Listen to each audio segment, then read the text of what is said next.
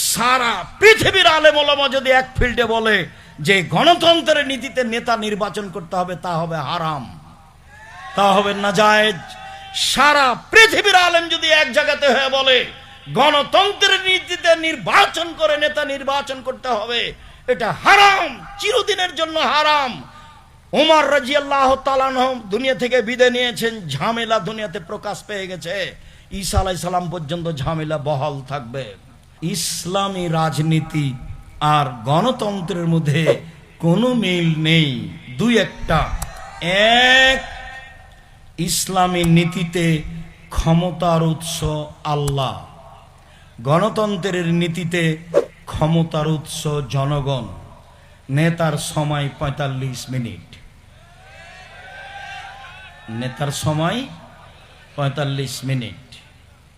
ইসলামী নীতিতে নেতা যতদিন থাকার থেকে যাবে। গণতন্ত্রের নীতিতে নেতার সময়সীমা ৫ বছর। গণতন্ত্রের নীতিতে নেতা মানুষ রচিত আইন মানতে বাধ্য। ইসলামী নীতিতে নেতা কোরআন এবং হাদিসের আইন মানতে বাধ্য।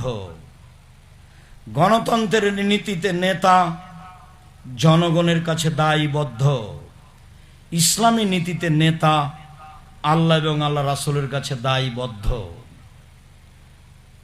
ডক্টর সাহেব অনেক সুন্দর কথা বলছিলেন, তবে শেষের কথাটি শরীয়তের অনুকূলে হয়নি। সেটা হলো এই, সারা পৃথিবীর আলেম ওলামা যদি এক ফিল্ডে বলে যে গণতন্ত্রের নীতিতে নেতা নির্বাচন করতে হবে, তা হবে হারাম, তা হবে নাজায়েজ। সারা পৃথিবীর আলেম যদি এক জায়গাতে হয়ে বলে গণতন্ত্রের নীতিতে নির্বাচন করে নেতা নির্বাচন করতে হবে, এটা হারাম, চিরদিনের জন্য হারাম। ওমর রাদিয়াল্লাহু তাআলা আনহু দুনিয়া থেকে বিদায় নিয়েছেন, ঝামেলা দুনিয়াতে প্রকাশ পেয়ে গেছে। ঈসা আলাইহিস সালাম পর্যন্ত ঝামেলা বহাল থাকবে। আল্লাহ রাসূল বলছেন, বুখারীর হাদিস, একজন নবী আমার সামনে দিয়ে পার হলেন, দেখলাম একজন মানুষ সাথে আছে, মানে এই নবী সারা জীবন দাওয়াত দিয়ে একটা লোক হেদায়েত হয়েছে।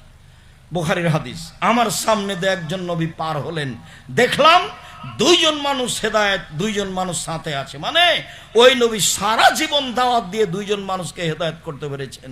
তারপরে দেখলেন একজন নবী পার হয়ে যাচ্ছে, লাইসা মাহু আহাদুন, তার সাথে কোনো মানুষই নাই। তো দেশে ইসলাম কায়েম করবেন কি দিয়ে?